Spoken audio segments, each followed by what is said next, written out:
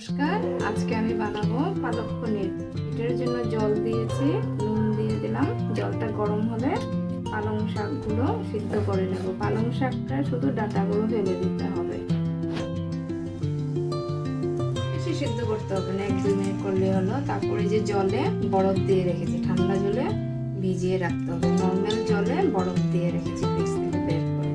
এটার কারণ হলো যখন সবুজ রংটা বজায় থাকবে।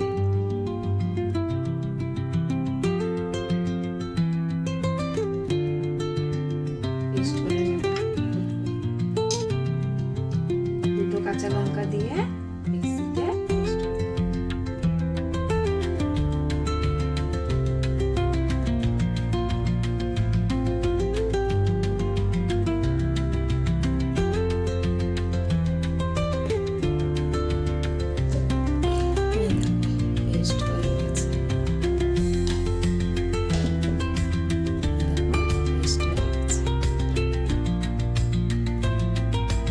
জিরে ফোড়ন দিয়ে দিলাম, 1 চামচ দিয়ে দিলাম।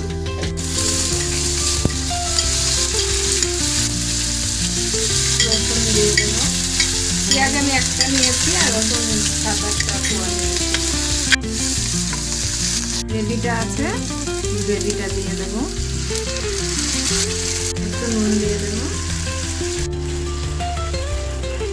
এখন পনিরগুলো কিন্তু ভাজা করতে হবে না, এমনিতেই কাঁচা কাঁচা পনিরগুলো দিয়ে দেবো।